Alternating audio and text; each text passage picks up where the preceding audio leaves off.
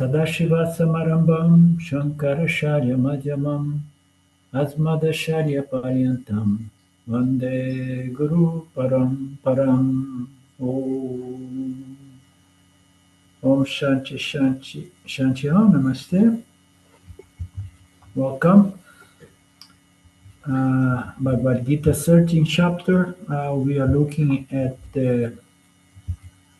what is called here, if I remember correctly, Jñanam, meaning to say virtues that need to be developed. We have seen a few of them, and here we are looking at one of the qualities or virtues.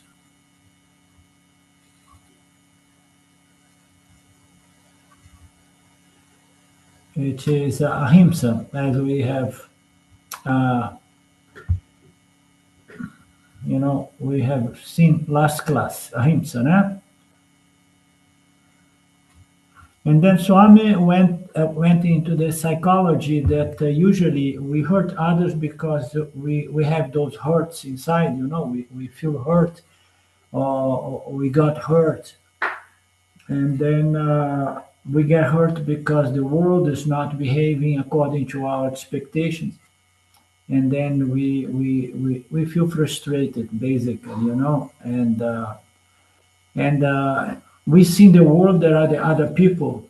That's why, after all, it's easier to relate to cats and dogs than relating to other human beings, because the other human beings have free will, they have their own choice, they have their own ego, and it's very easy to feel that the other is not behaving correctly or according to your expectation, and then we feel disappointed, frustrated, and irritable, angry. We feel hurt because my needs are not being met. I feel victimized by God, by the world, by others, and so on. So a lot of psychology involved in this class today.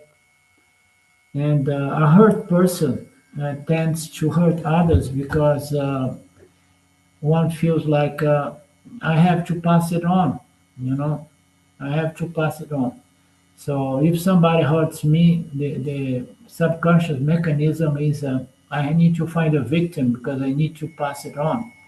You remember that little story in a kingdom, and there was a king, and he had his most faithful counselor, the wise man in the kingdom, that were advising him and so on. And one day he offended his counselor, and slapped his face as well.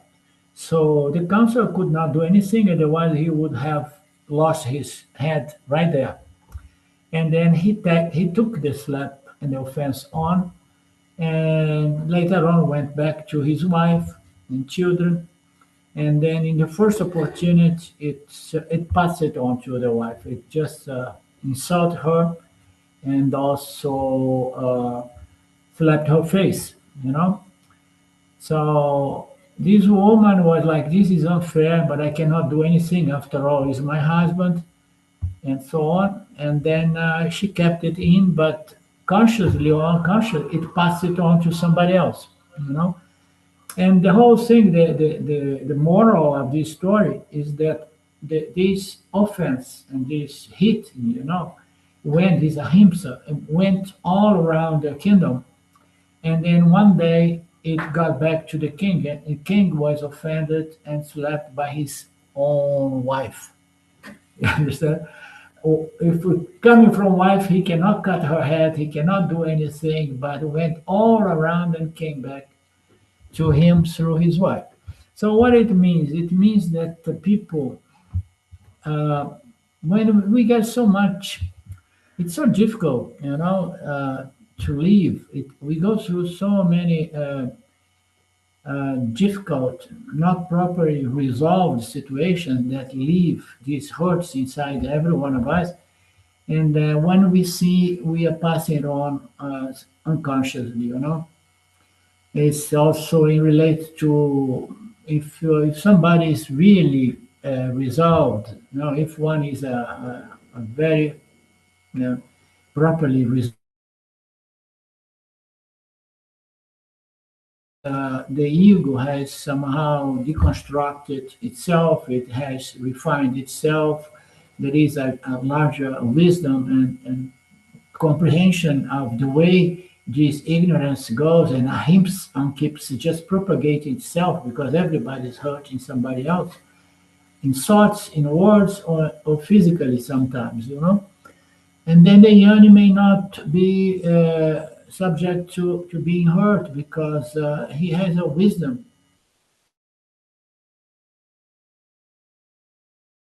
you know, inner wounds from his psychology before he became wise. So, but most of us, we go around with a lot of wounds, and people, we feel like people hurt us, and sometimes people did not do anything, but it's a projection. Somebody does not like me. Somebody did not say hi to me. Somebody looked to me a little strange, you know, and I did not like what my neighbor said, and so on. So everybody carries these wounds, and everybody is overreacting, kind of passing it on to others, and that's why we live in such a mess in this planet. Uh, and then going back to the ahimsa thing, uh, in order to have ahimsa, the mind has to become very sensitive. You know, we touched this subject before. The mind has to become very sensitive, and how the mind gets sensitive. So it's like by wisdom. It's wisdom, maturity, spiritual knowledge is going to bring about the whole picture, seeing the situation of humanity, you know, and then you come to a degree of purification that you look at the madness around you and you say, oh, it is what it is, what to do. So nothing hurts me, and everybody's hurting one another somehow, but somehow, you know, such a wise mind, such a wise person not only do not feel hurt by others, you know, the others may make an attempt to hurt the person, but the person does not feel hurt. Why? Because the person has overcome that mechanism of cause and effect, and it's somehow immune. We're gonna see the how immune a wise person should become as one of the virtues to be developed before or after ajñanam. So the person has to become very sensitive, and the sensitiveness, you know, is developed by spiritual knowledge, properly assimilated, integrated, which helps us to develop the overview wisdom that sees us, you know, suffering from this avidya, and it is a common thing. It's nature to the human experience. But although the yoni may be hurt by others, may it he or she feels it or not, the yoni has such a sensitive mind because in order to become wise, the mind has become very subtle, very sattvic. It somehow it perceives things in a much subtler level. So, in regards of this sensitivity that allows the yoni to feel how ignorant people may are and hurting one another, sometimes even behaving inappropriately towards the very teacher, the very guru, this mind is incapable of hurting others, which is the beginning of our subject of today. So, such a wise person uh, is a one that cannot hurt others. And then the psychology here is that every time we hurt somebody else. If we are too sensitive, we're gonna perceive, we're gonna feel, oh, I hurt the other. Most people hurt others without even noticing, you know, because their mind grows. But a sensitive, a subtle mind will feel, will sense that, oh, I did something inappropriate that hurt the other. So when such situations come, a sensitive person is going to feel I hurt the other, and not only it's going to feel the pain the other is experiencing because of my wrong words, inappropriate words, and deeds, and so on. So developing sensitivity is going to allow us to observe better this most fundamental universal law, which is ahimsa, not hurting others, not doing to others what you don't want to be done to you. But you need to be very sensitive. It boils down to observing the most fundamental dharmic law, which is don't hurt other beings, don't hurt the environment. It's all God, it's all Ishvara. Don't, so just be respectful and navigating this world knowing that it is the body of Ishvara, the mind of Ishvara. So the wise person, if here and there by mistake it hurts others, it's indeed sense the pain in the other, you know. And Swami gives an example. The mother sometimes loses it and then beats the child a little bit, and later on she really regrets and feels the hurt because she loves the child more than any other thing, you know. So a sensitive mind hurting another person is as good as hurting oneself. For a sensitive person, a sensitive mind hurting another person is like self-injuring yourself, and we never like to hurt others because we are hurting ourselves. This has a philosophical element to it.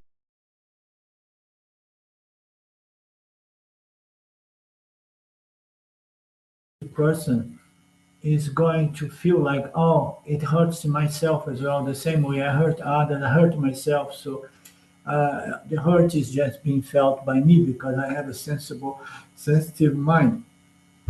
But if the person becomes a wise person, uh, hurting others is something not acceptable. Why? Because a wise person should know better. You understand? So it is forgivable to hurt others under the spell of ignorance.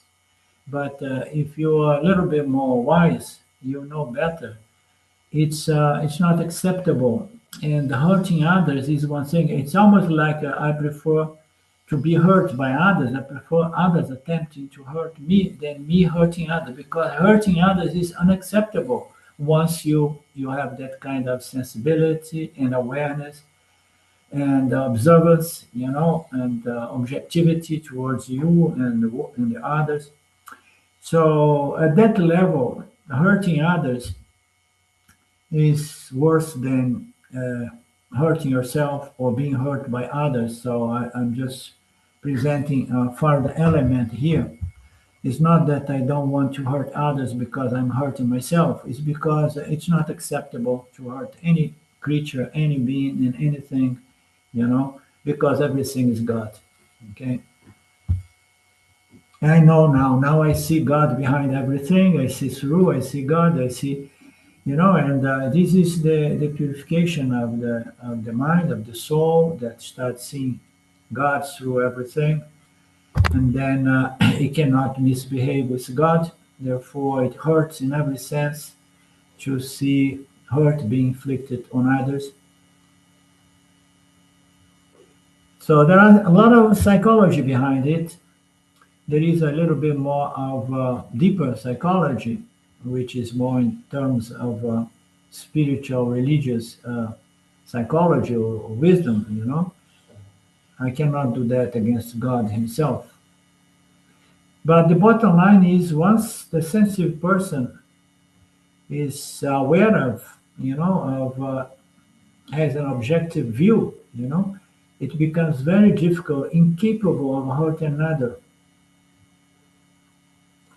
And then Swami says something here which applies to a sensitive person that is still is an ajñani in this passage. Okay, once I become an ajñani, become a very sensitive person, it's very hard to hurt others because every time it hurts others, it is aware of hurting others. And then one goes through the psychological pain of feeling regret, inadequacy, and sorrow. And I feel sorry, and then you go, you try to apologize or whatnot, but the person is still identified as the doer. Therefore, some goes to the extremes to say that the person goes through sleepless nights of regret and feeling guilt. Okay, if the person is yani, that does not help. That does not happen. But yet, it really hurts to hurt others. And in some extent, in some case, it's better to stay away from people that somehow triggers the mechanism that you may hurt the other because you don't accept that. You understand? Hurting the other.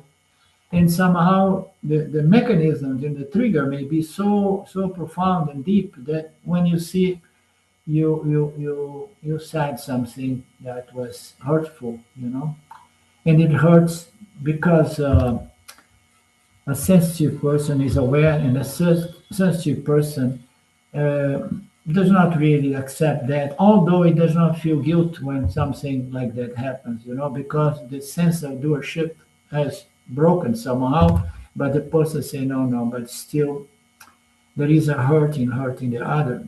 I don't feel guilt about that. I know that it's my limitation, my human nature, my short falls, or whatever. But still, I can't hurt others. So this is all related to ahimsa in its extreme manifestation in the mind of a wise person that is incapable of hurting other people. You need to become so pure, so beautiful, like Papaji used to say, that you may take hurt from others, offense from others, but you restrain from overreacting, passing it on as I began our satsang today.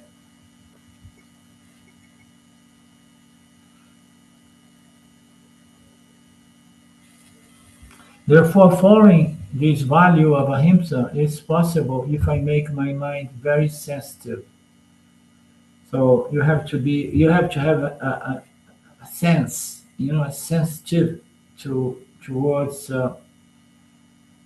inflicting pain on others, which violating the most fundamental dharma, So you have to be very sensitive to catch that, to catch the moments in which there is a tendency to overreact and saying something on those lines. Therefore, a very sattvic, contemplative, purified, refined, sensitive mind is required for avoiding himsa and falling.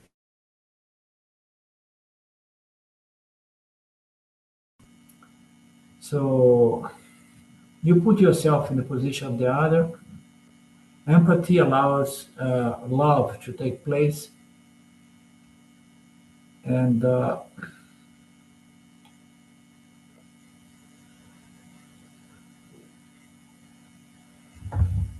therefore following ahimsa makes my mind sensitive. I need to have a sensitive mind to follow ahimsa, and the more I follow ahimsa, more my mind becomes refined and purified and sensitive, and the sensitive mind is required to appreciate the subtle topics of it, appreciate and assimilate the subtle topics, because a sensitive mind is equal to a very sattvic mind.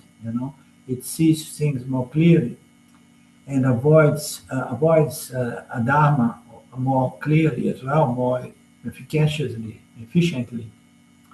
And then the mind is free from what? From mental disturbance, mental agitation, because you are not inflicting this most fundamental dharmic law, which is not hurting others, not doing, because you know it affects the mind.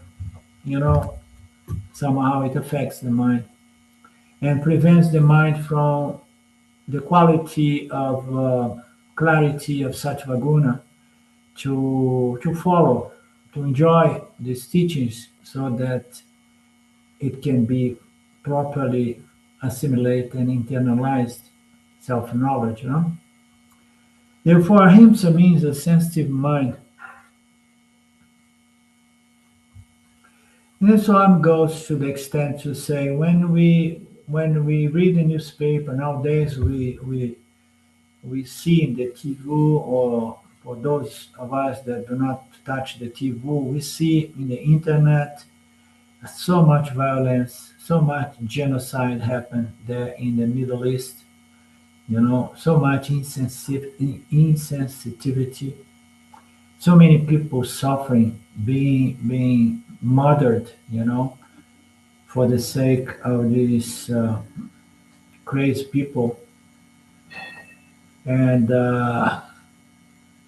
these lords governing this world for the sake of power and dominance and whatnot.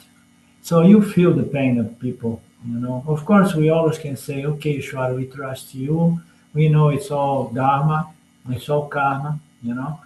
Or we understand that somehow we as a humanity, we have to live in such a difficult condition with so much genocides and so on. But still, there is a pain of seeing so much suffering, you know.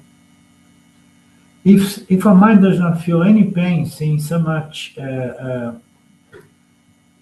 madness and violence against life in the planet, it means that the mind is a gross mind. A gross mind can comfortably see people suffering without feeling anything. It's like the mind, this mind is a description of the psychopath. Psychopath has a mind that does not feel anything, you know. It's the mind was desynthesized in a way that it does not experience this kind of emotion. And this emotion is beautifully described as empathy, the ability of feeling the pain in the others. Therefore, a sensitive mind is very much hurt others, and it hurts when it see people being hurt by the madness we see in this world. Seeing the international laws being broken, these war crimes being committed, you know, it somehow it hurts a sensitive mind. Even these war crimes becomes painful for a sensitive mind. For a gross mind, no problem. It did not happen here, so it's not happening in my family. I have no feeling. Therefore, we require what? Sukshma buddhi, which problem means what? Ahimsa is very important value. Ahimsa paramat dharma. Sukshma buddhi must be a mental purification or mental refinement. I think it's subtle mind. Yeah, Like the it is subtle. Yeah, our mind must be made more subtle, more purified. Sukshma buddhi, the intellect must be sensitized, purified. Ahimsa paramo dharma is the universal dharma, the most important dharma, no? The absolute dharma. The next value is kshanti. It has several connotations. One meaning of the word Shanti is mental resistance or immunity, so that the mind is not disturbed when we face adversities. The first thing is expectations are not fulfilled. So if we have expectations, there will be always some small frustration. So therefore, the best is not to have expectations. And if you have an expectations, it must be a very, very light preference, but not really translate as expectation. But if we have some expectations, if they are not fulfilled, we need to be able to accept that as something that we cannot change. You know, so life is dealing with our prerogative, knowing that the moment the prerogative arrives to us, that cannot be changed, and then we have to see then what can I change? I can change my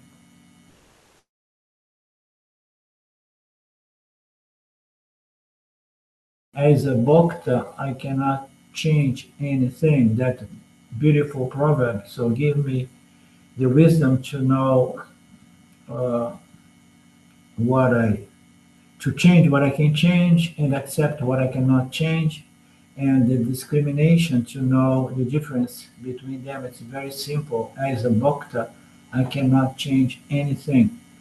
As a karta, I can always change. I can exercise our choice, our free will to redirect or make an effort to change my personality, redirect my life, and so on. So as a karta, we can implement change. As a bhakta, we cannot do anything. It's what Swamiji often presents as helpless situations. No? And sometimes I put it as Parabhada, we can never tell Ishvara that no, there is a mistake. It was not. This was not meant to come for me. So I'm send it back the same way we send the goods we purchase in Amazon so easily and lightly. We send back.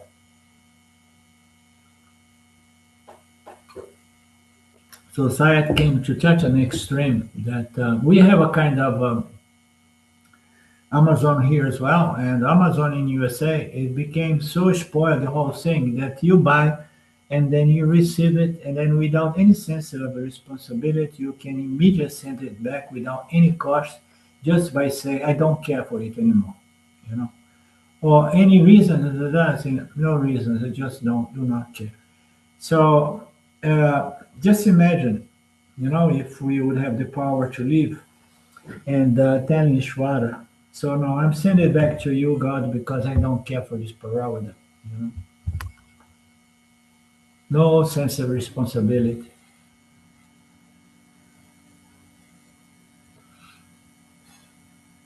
Mental resistance, immunity, so that the mind is not disturbed when expectations are not fulfilled. Swami says that, in fact, this shanti, this mental resistance, is linked to ahimsa, yeah? Inability, in, being capable of hurting others. Only when my expectations are not fulfilled, I get hurt. And then he traces it back and say, why I hurt others? Because I have expectations in the field of interaction. And then every time I'm frustrated, I just pass it on, like in the proverb, in the kingdom of, I just pass it on. I'm frustrated, I'm mad, I'm angry, like I said, I think recently that when I was feeling miserable, I was making sure to make people feel miserable around me. Huh? So we pass it on. If I have expectations, I'm going to feel frustrated, angry, irritable, depressed, and then somehow I tend to pass it on, hurting others. I get hurt because I live in a world in which I had some expectations, and some expectations they are absolutely justifiable. You know, we see this in life itself. What is the expectation? I don't want to be hurt, you know, as a child, you know, and then we go to school, there is bullying all over the place, you know, I go here, I go there, and then mom and pop, they are too busy, you know, you see, and then I get hurt so many times, and I keep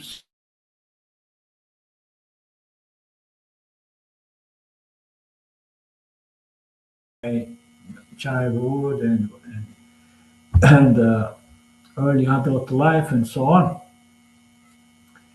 And then I'm overreacting, hurting others as well. I join the party, you know, the madness. So all because I get hurt. And it's not only because I expect certain things. I came here, I expect not to be hurt somehow. Is it, I mean, it's not it's an understandable and valid expectation, you know?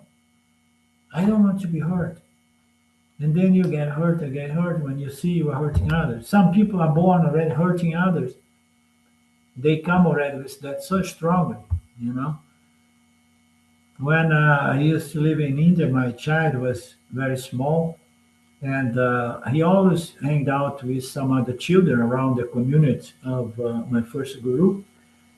And there was one child that was so bright, so intelligent, but so nasty, you know, that I was always observing that and being a little bit careful with having my child, which was very innocent and naive somehow, you know, exposed to him because he would like to do things, gave him some power to inflict pain in the other. Think that would make him feel, you know, strong and powerful. But some people, child, young age, it comes already with that program of hurting others for some reason, you know. And maybe because unconscious that mechanism, you know,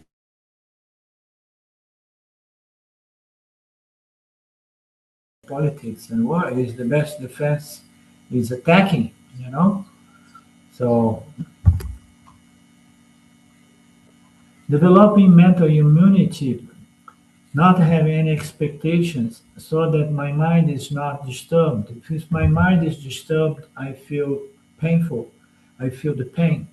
And then I tend to overreact to hurt others as well. Develop immunity so that I'm not vulnerable to the field of interaction, which I cannot control in every level, even in the economical level. Having a strong mind means that no expectations, and then if you're really wise, you have just having no expectation, but since it's almost impossible, you live having some preference but not binding expectations because if you are invested in your desires, that is going to bring binding expectations which are going to be frustrated, and then your mind is going to be disturbed, and you're going to tend to pass it on. Your disturbance, your frustration, your depression, your anger, whatever, your irritation. So, mental immunity is the result of a chain,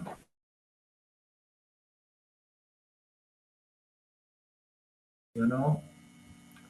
It's all based on understanding the Ishvara system, understanding Ishvara's laws, uh, psychological and also dharmic, moral, ethic, and so on, laws.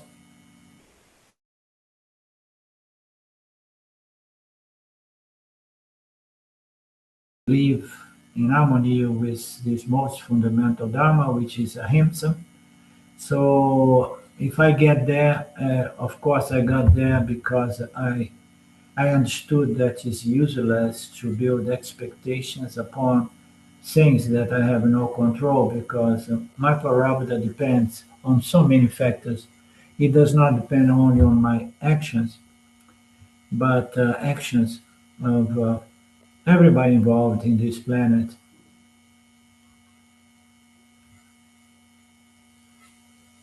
Just as if a person has got physical immunity, so and then the parallel of having physical immunity, so you can go in certain places, like in India.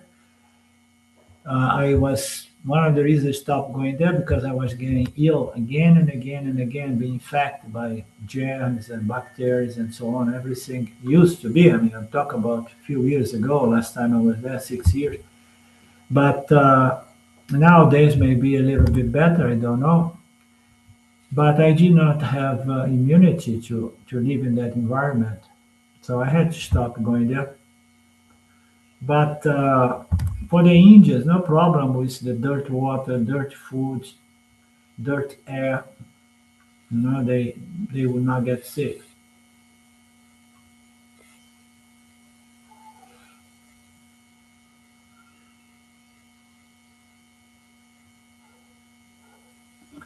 We have our immune system, your physiologic immune system, and regardless of being something inherent in the constructed patients, if you live in a tough environment, what you're gonna do? What that is gonna do to your immune system? Immune system is a defense line. The defense line is gonna say, oh, this is a very tough and aggressive and toxic environment, so I'm gonna have to develop more resistance. You understand? But if you come to a place that your immune system never have to face that kind of battle, you're going to be vulnerable because you don't have that line of defense yet. So it's more or less on those lines. And likewise, physically, some of us, it's beyond the environment we are growing with. The whole thing, I mean, I'm going to mention something else here. When I went to live in USA, I was surprised to see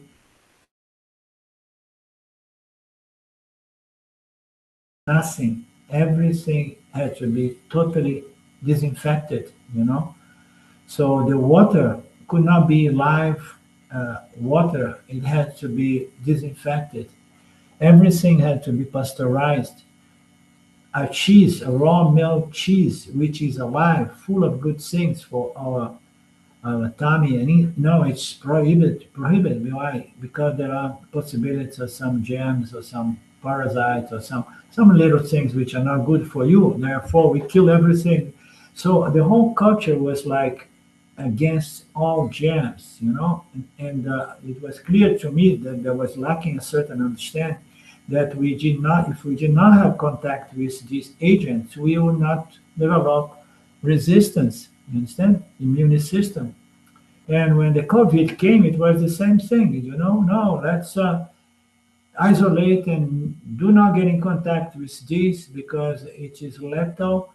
And we developed normal immunity. I mean, what they call herd, which is terrible, it's herd immunity, by getting in contact with these germs and virus and whatnot.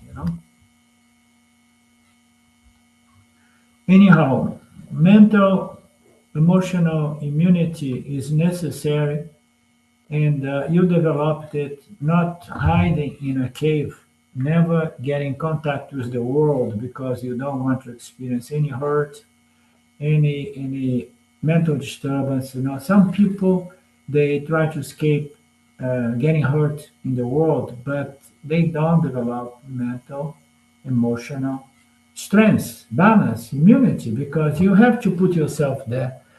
In the United States, there is a nice expression says, yes, that which does not kill me makes me stronger. But if I stay entire life in my small house or apartment, not to get in contact with anything, I'm going to become a weak person.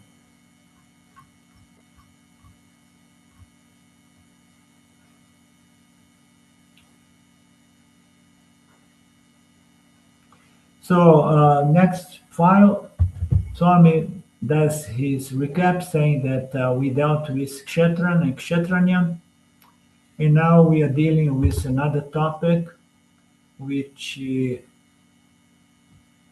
which is Jnana.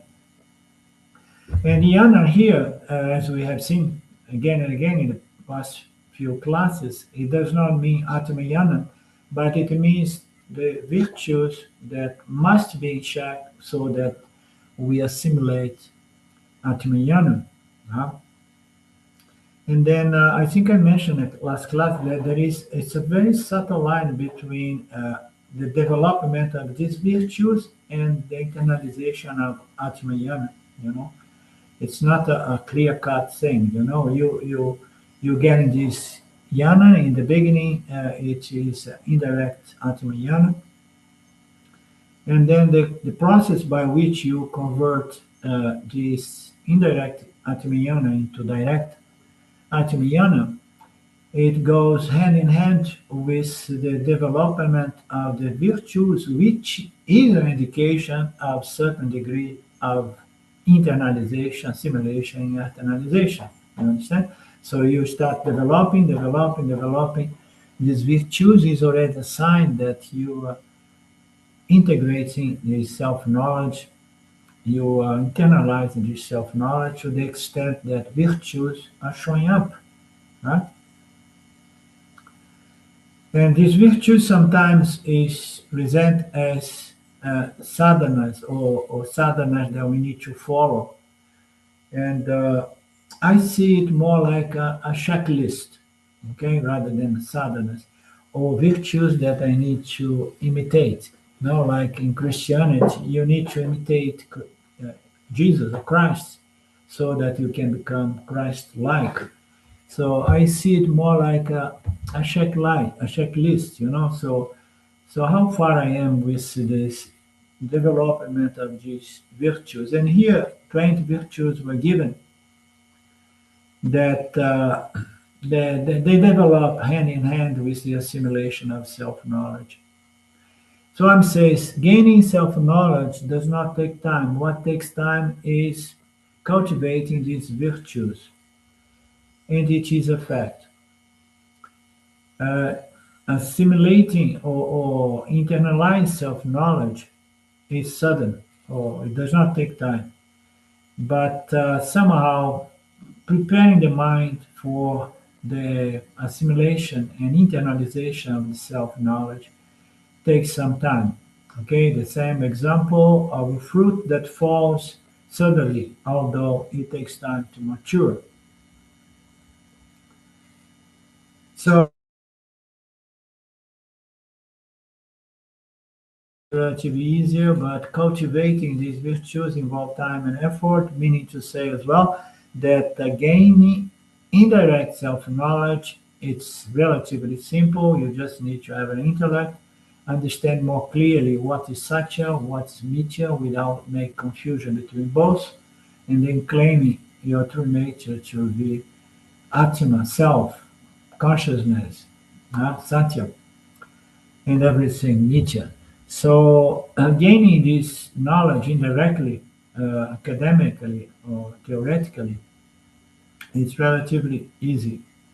But assimilating to the extent that my life is an expression of this knowledge, which means an integrate personality, a personality that my knowledge, my verbal personality and my physical personality, that they are in alignment. You know, this is a proper, harmonious, well-integrated personality.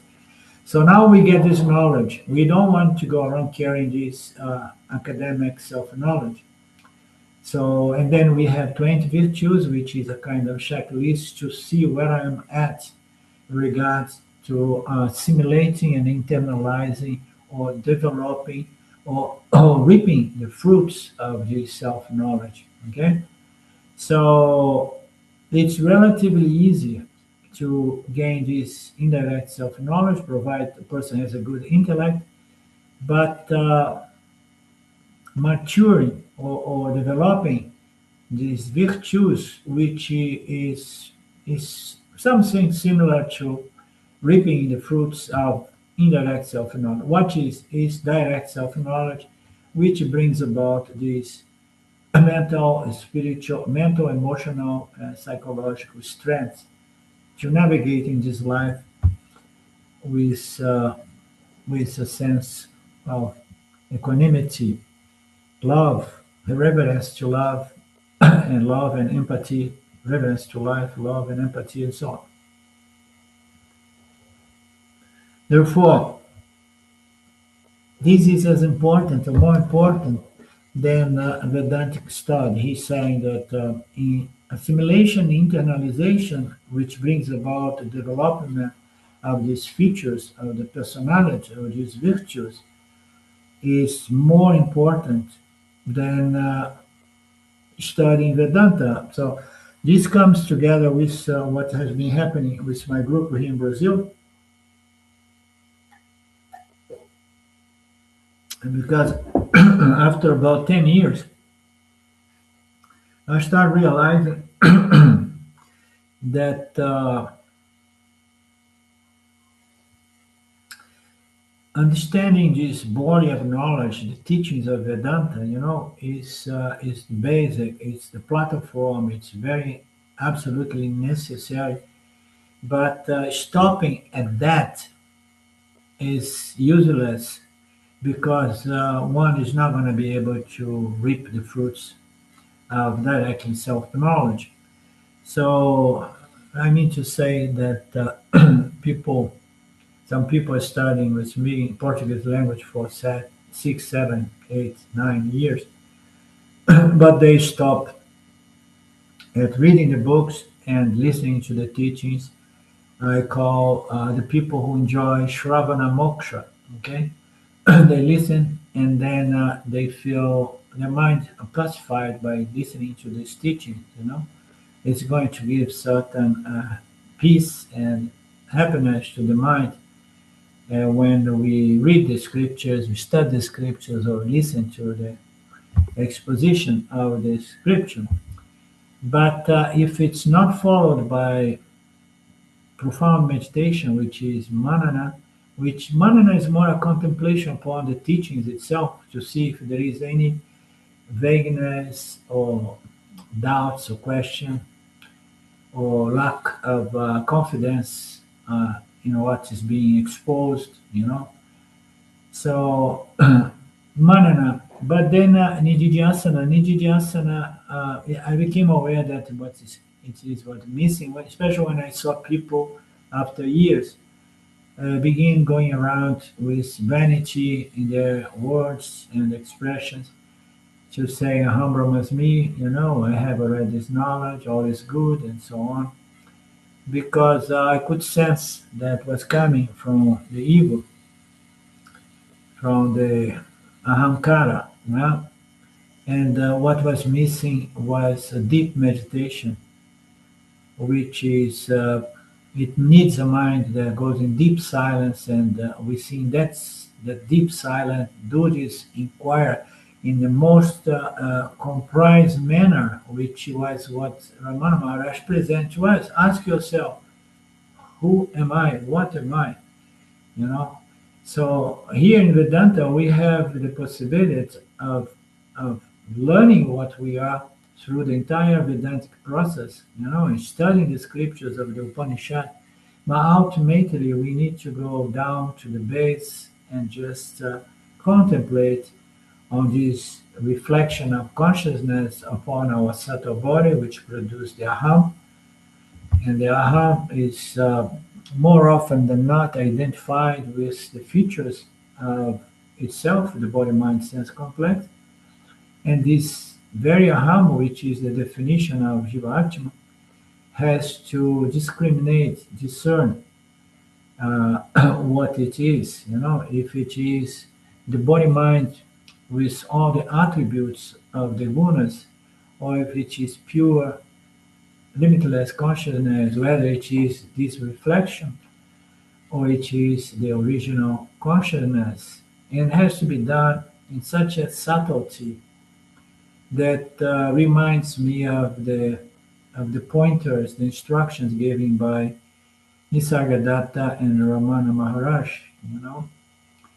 And the advantage here is that we have this body of knowledge that somehow allowed us the confidence of going to this final stage, which is Nididhyasana, which is deep, profound meditation, more or less on the lines of what Nisargadatta and Ramana was suggesting.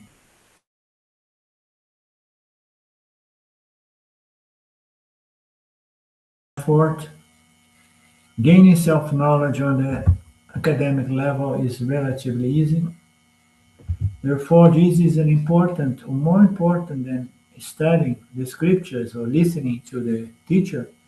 Therefore, Krishna will deal with this topic again and again, all through the 16th, even and 7th chapter. They are exclusively dedicated to deal with this topic. I find it lovely and I'm looking forward. I'm still on the 15th chapter with my Brazilian group, but I'm looking forward to go more and more in this most profound and subtle topic, which is the development of these virtues or the assimilation, internalization of this self-knowledge and the reaping of its fruits, which is a sense of balance, strength, and freedom from a world we have no control. Now we have seen some of the virtues mentioned on the 8th verse. Freedom from self-gratification we have seen, and then we have seen humility. We have seen simplicity, which is an unfoldment of humility. And then we have seen ahimsa. We know this violence expresses itself physically, mentally, and verbally. Mentally, verbally, and physically. Now, the fourth value mentioned is Shanti, which is important virtue as well. And the aspect of this virtue, which is Shanti, is similar to mental resistance. So maybe it's the same thing as mental resistance. It's called titiksha, okay? Acceptance of what you cannot change, choiceless situations, basically our prarabdha. Okay, we receive things and we receive things with a sense of equanimity, knowing that I cannot change what has already manifested here. It's already manifesting before me. I cannot send it to Ishvara. So therefore, this allows me to have this detection, mental resistance based on understanding, which allows me to accept whatsoever my parabda is without any resistance. Why to resistance? Why to resist if you cannot send it back? Why to, throw a tantrum if it's already here? The only thing you can do is what? To accept it with wisdom, not accept it negatively with depression or victimization.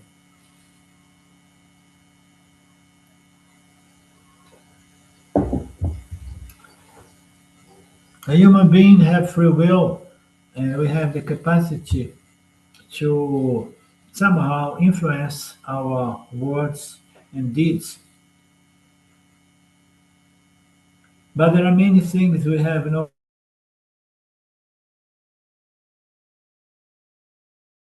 And there are two levels of this statement here. One is we have no control at all about the unfoldment of my life situation, my parameter, it's coming. This is something I have no control. I am helpless. What's coming is designed by the supreme intelligence, and there is no point in sending it back. It's disrespectful to fight or to fight with God, basically. Complain. So we have no control over our parabada.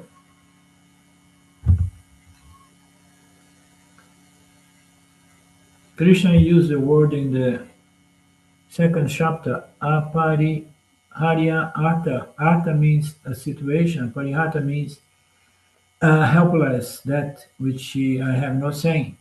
Since I do not have control over the helpless or situations, I cannot change.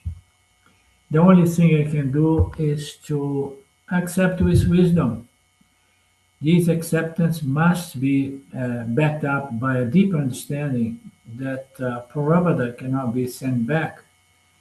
And then I have the attitude of acceptance, knowing that it is Ishwara giving me my Prabhupada, and I take it as prasada because I know that it's going to help me to connect the dots and to see if how I'm doing, if I need to redirect my life by making effort to change my personality, my attitude, my words, and my deeds. This beautiful titiksha is only possible through wisdom.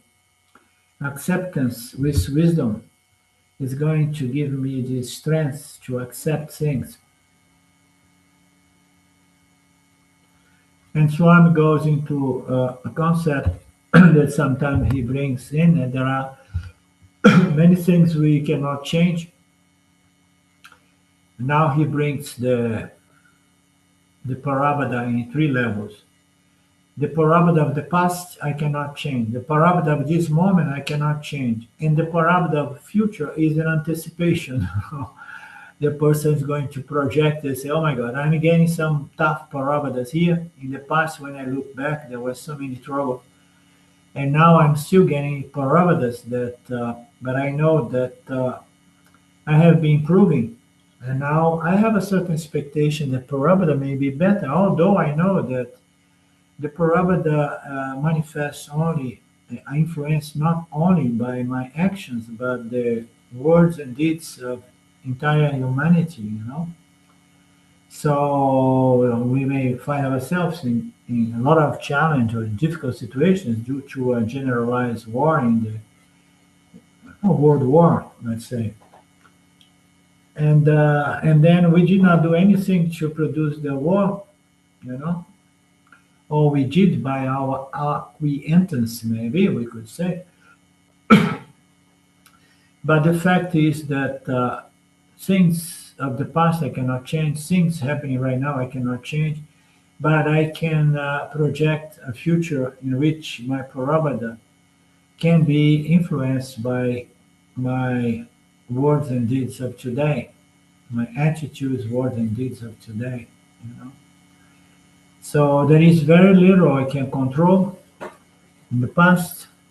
And right now, Prabhupada is already manifest. In the future, it's not that I can control because this would take us in a delusional realm in which people believe that they create reality by willpower, by saying, no, I want this and that, and I want this and that. I don't want to repeat the past. I don't want to experience the same things again. I'm just changing my timeline. I'm changing my future. I'm focusing on a better future. But all of that are words, thoughts. But what helmet brings about change are our actions, words, really living words and actions, not just empty words without actions.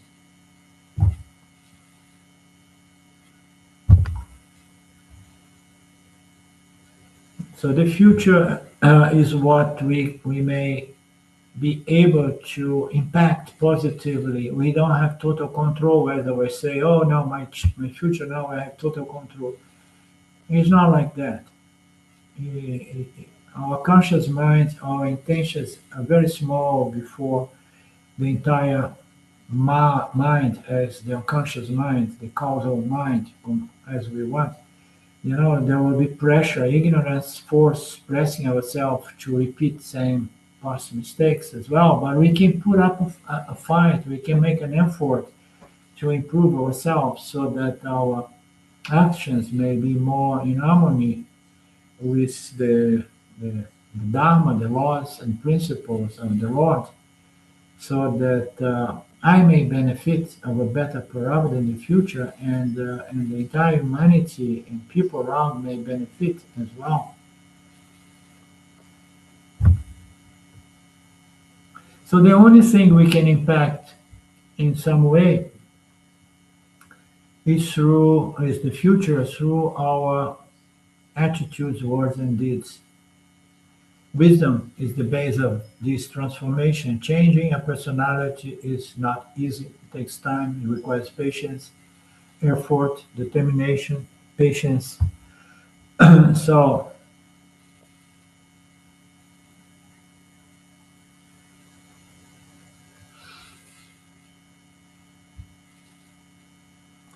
accept what you are. Accept your old age. So I'm explaining here, saying that accept that you became an old person.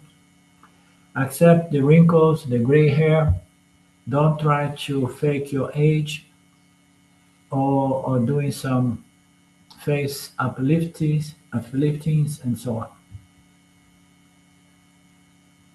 Accept your gray hair, and then you say, accept no hair. That goes for you and Mark. Maybe when you get older, you're gonna lose most of it.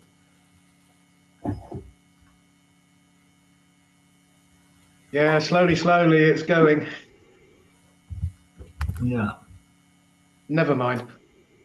yeah. We know we're not the body.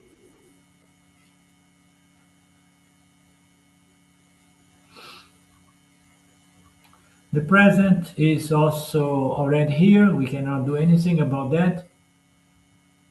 We cannot send an email. He said here, telegram. You cannot send a tweet or a telegram or WhatsApp.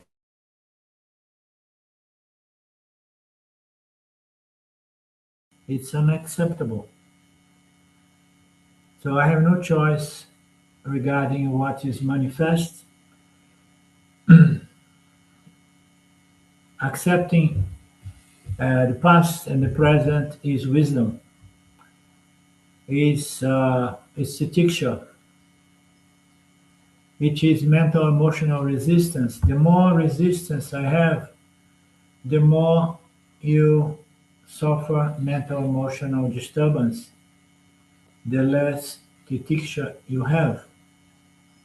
Because because I'm still resisting, I'm still nagging, whining, complaining, no, fighting, going in the back to fight and complain about things that should not have happened,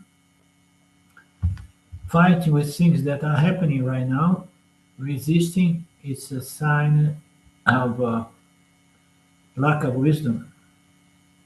Acceptance are of two types.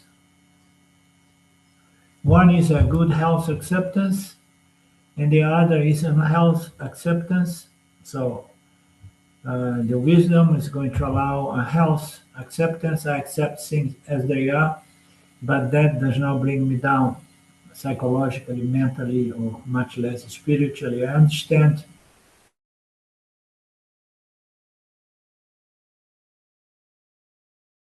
system, everything that's born, decline, and the good and bad, the pleasure and pain come hand in hand.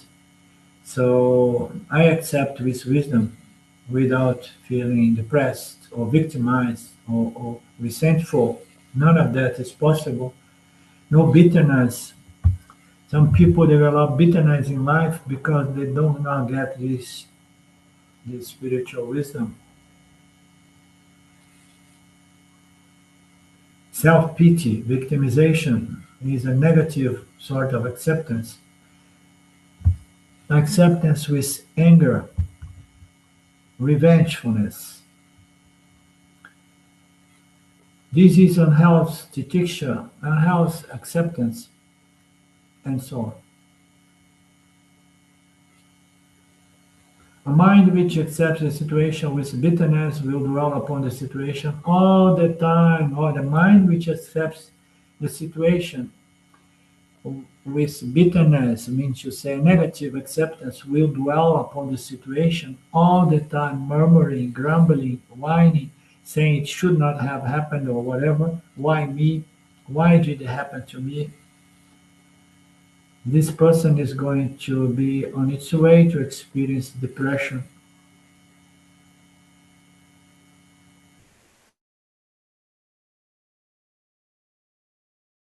Others, this sense of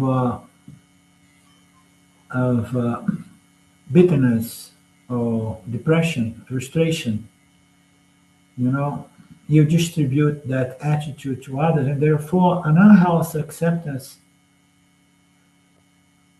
is not going to serve any constructive work for the personality of the individual. The person becomes a chronic complaining person. Okay, this is very strong, very nice, and we're going to stop here. We have passed our time. This has a lot of psychological elements in this passage of the scripture, which are good. We have to observe these psychological laws as well, operating and influencing our human personality. It's easy to say, oh, no, I'm not interested in any sort of psychology because I'm myself. Okay, and then suffer your psychological condition. Om Purnamada Purnamidam Purna Purnamudachyate Purnasya Purnamadaya Purnameva Vashishyate.